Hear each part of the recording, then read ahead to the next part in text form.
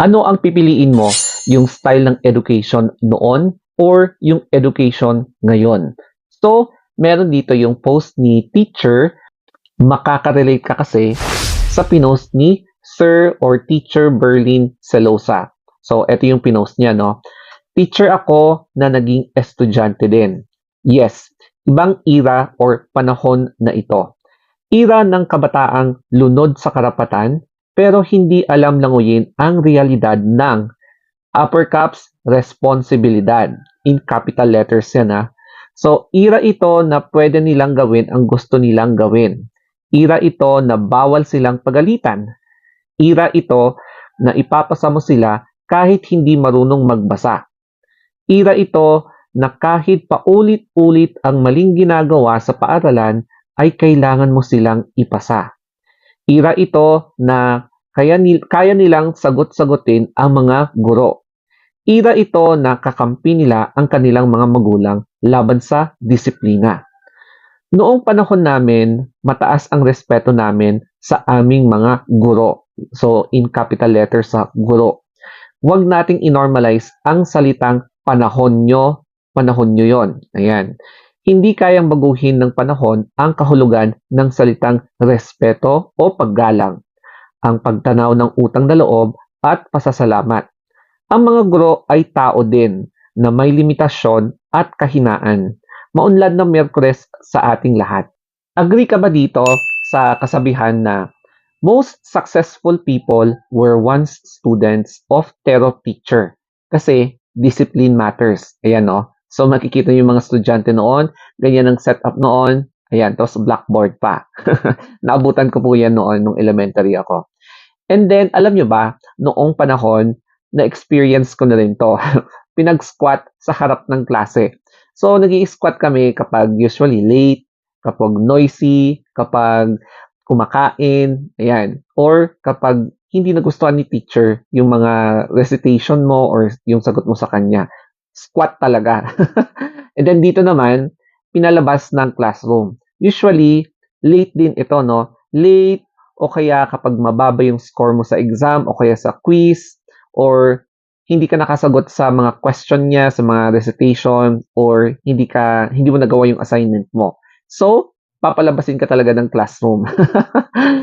Dito naman, so pinalo ng patpat o ruler. Para sa akin, wala kang mararamdaman kasi sa ruler eh.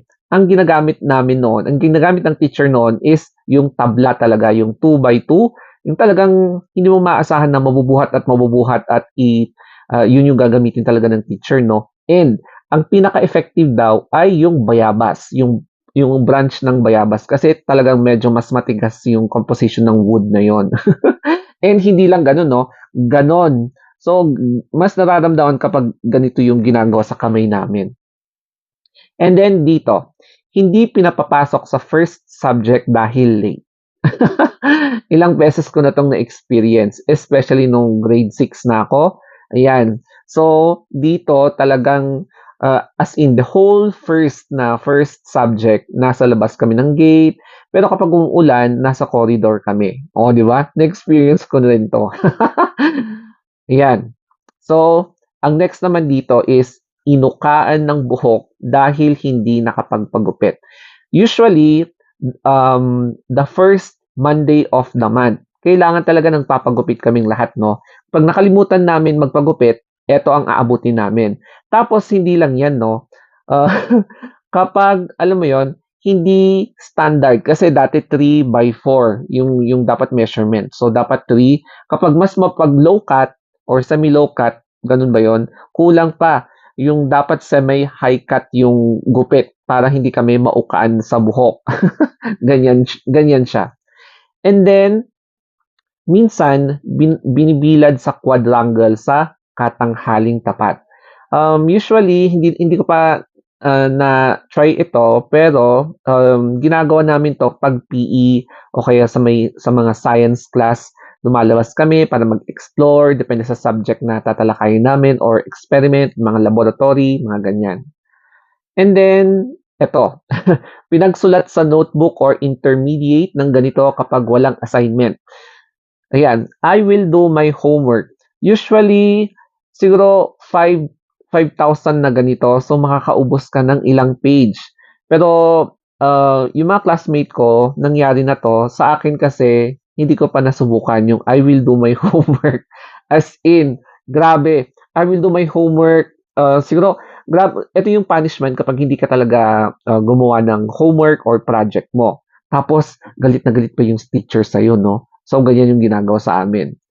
And then, nabato ng flying eraser. Once ko 'tong na-try, siguro hindi ko makalimutan 'to kasi, gusto ko lang naman hingin yung eraser tsaka pencil ng nasa likod ko. And then nung pag-abot ko, biglang nakakita na ako ng flying eraser at yes, tumama sa hair ko. So, siyempre 'no, tumatawa kaming lahat kasi, parang ano daw, uban o kaya nagkaroon na daw ako ng white hair, ayan. So, nabato ng flying eraser. And then ano pa ba? So marami pa, actually marami pa. Yung the way na magalit yung mga teacher, especially kapag moody o kaya medyo talagang may mga classmate kayo na pasaway. So hindi mo talaga maiiwasan na medyo magiging emotional yung mga teacher. Pero hindi mo rin maiiwasan na may mga terror talaga na teacher dati. And hindi uso sa amin yung magsumbong ka sa parents o kaya mag-iiyak ka.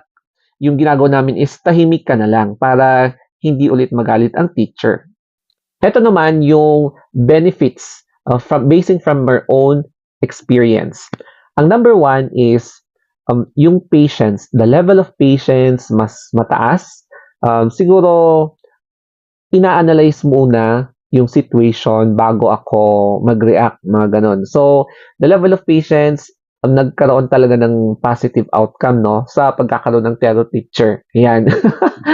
Number two, hindi sensitive. Siyempre, kapag react ka ng react, 'di ba? Pagkakamalan ka talaga na ang arte-arte mo naman, ng OA, mga gano'n. Hinahayaan ko muna na matapos ang isang bagay bago mag-react.